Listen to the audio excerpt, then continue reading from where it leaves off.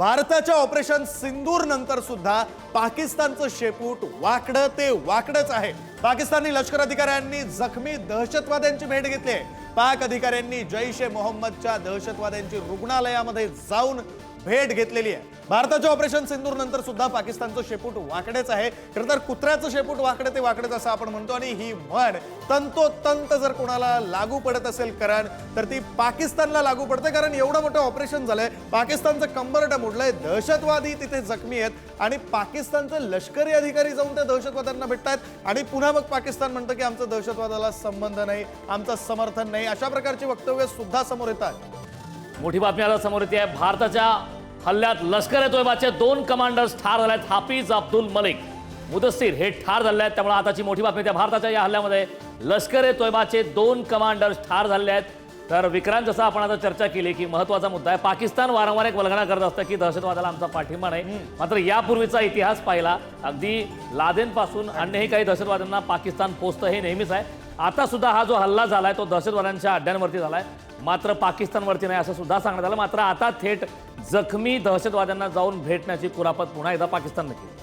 आपण सोनवणे सरांकडे पुन्हा जाऊया, कारण आपण हा मुद्दा घेऊन आता आपल्या पाहुण्यांकडे जाऊया। सोनवणे सर आपल्या सोबत आहेत। सोनवणे सर, एकीकडे पाकिस्तान कायम म्हणतं आमचा दहशतवादाला पाठिंबा नाही, आम्ही दहशतवादाला थारा देत नाही वगैरे, मात्र त्याच वेळी आता एवढं मोठं ऑपरेशन झालं आणि त्याच्यानंतर जखमी असलेल्या दहशतवाद्यांना पाकिस्तानचे लष्करी अधिकारी जाऊन भेटतायत। हा दुतोंडीपणा पाकिस्तानचा कायमच राहिलेला आहे, त्याविषयी थोडं।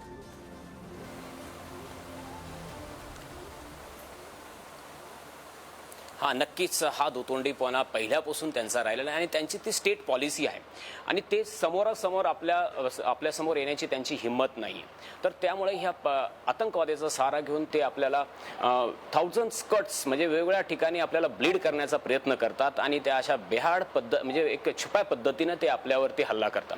त्यांची शेपूट जरी वाकडी असेल तर त्याला सरळ करण्याचं काम भारतीय सेना लवकरच करेल असं वाटतं, कारण की कोणताही हल्ला झाला तर त्यांना आता प्रत्युत्तर भेटते आणि they have to pay price.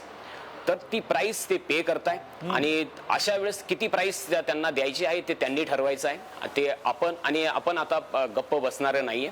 जर हल्ला झाला, प्रति हल्ला झाला तर त्याचं उत्तर नक्कीच भारत सरकार देईल आणि त्यासाठी आपल्या डिफेन्स फोर्सेस सगळ्या पूर्णपणे रेडी आहे।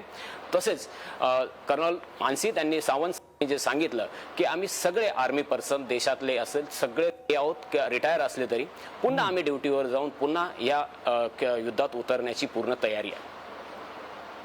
बरं सर, तुम्ही दोघे सुद्धा जोडलेलेच राहा। आता ही आपण दृश्य पाहतो, या दृश्यांमध्ये कशा प्रकारे पाकिस्तानवर मिसाईलचा वर्षाव करण्यात आला ते आपल्याला पाहायला मिळते। तर नवी जी अपडेट समोर येते त्याच्यामध्ये भारताच्या हल्ल्यामध्ये लष्कर-ए-तोयबाचे 2 कमांडर्स ठार झालेले आहेत। त्या दोघांची नावं नेमकी काय आहेत तर त्या दोघांची नावं आहेत हाफिज अब्दुल मलिक आणि मुदस्सीर।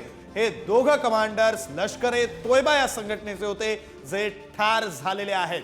नवी माहिती समोर येते, त्यामध्ये 2 कमांडर लष्कर-ए-तोयबा या संघटनेचे ठार झालेले आहेत। कारण आपण क्षणोक्षणाला पाहतोय नवनवी माहिती समोर येते, आकडे वाढत चाललेले आहेत आणि त्यामध्ये ही नवी माहिती।